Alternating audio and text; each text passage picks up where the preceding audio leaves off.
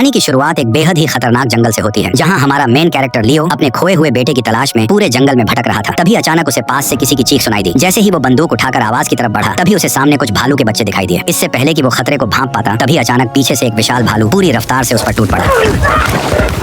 उसने अपने खतरनाक जबड़ों से उसकी पीठ को फाड़ने की कोशिश की, लेकिन जब इसका कोई असर नहीं हुआ तो वो अपने विशाल पंजों से लियो को बेरहमी से नोचने लगा। दर्द से तड़पता लियो जोर जोर से चीखने लगा, लेकिन वह खूंखार जानवर उसे छोड़ने के बजाय बेरहमी से जमीन पर पटकता रहा। कुछ ही सेकंड में लियो की हालत इतनी खराब हो गई कि वो ठीक से हिल भी नहीं सका। तभी भालू ने अपना भारी पंजा उसके सिर पर रख दिया, लेकिन लियो फिर भी बिल्कुल शांत पड़ा रहा, क्योंकि वह जानता था कि जरा सी भी हलचल उसकी जान ले सकती है। थोड़ी देर बाद भालू उसे मरा समझकर वहां से चला गया। इसी मौके का फायदा उठाकर लियो ने कांपते हाथों से बंदूक उठाई और वापस मुड़ते भालू पर गोली चला दी।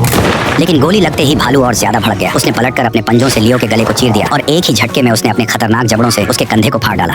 हालांकि गोली लगने की वजह से भालू भी अब कमजोर पड़ने लगा था, इसलिए मौका देखते ही लियो ने तुरंत अपना चाकू निकाला और जैसे ही भालू उसकी तरफ बढ़ा, तभी उसने पूरी ताकत से उस पर हमला कर दिया। लगातार हुए हमलों से अचानक भालू कमजोर पड़ गया और अगले ही पल दोनों तेजी से ढलान से लुढ़कते हुए नीचे जा गिरे और करीब 400 किलो वजनी वो भालू आखिरकार सीधे लियो के ऊपर आकर मारा गया। कई घंटे दर्द में पड़े रहने के बाद लियो किसी तरह रेंगते हुए अपने कैंप तक पहुंचा और काम आने वाला सारा सामान इकट्ठा कर लिया। इसके बाद वह भालू की खाल पहनकर एक सड़ चुकी भैंस की लाश के पास पहुंचा। फिर उसने उसकी हड्डी तोड़ी और अंदर का बचा हुआ मांस खाने लगा। भले ही मांस बुरी तरह सड़ चुका था, लेकिन जिंदा रहने के लिए उसके पास और कोई रास्ता नहीं बचा था। इसी तरह रेंगते हुए लियो नदी किनारे पहुंचा और अपनी बोतल भरकर पानी पीने लगा, लेकिन गहरे जख्म की वजह से पानी गले से बाहर बहने लगा। वह जानता था कि बिना खाने के कुछ दिन जिंदा रहा जा सकता है, लेकिन बिना पानी के ज्यादा देर टिक पाना नामुमकिन है। इसीलिए उसने तुरंत सूखी घास इकट्ठा की। फिर उसने बारूद निकालकर उसका थोड़ा हिस्सा अपने जख्म पर लगाया, जबकि बाकी बारूद घास पर डाल दी। इसके बाद उसने पत्थरों को रगड़कर किसी तरह आग जलाई और कांपते हाथों से जलती हुई लौ को धीरे धीरे अपने गले के जख्म के करीब ले आया।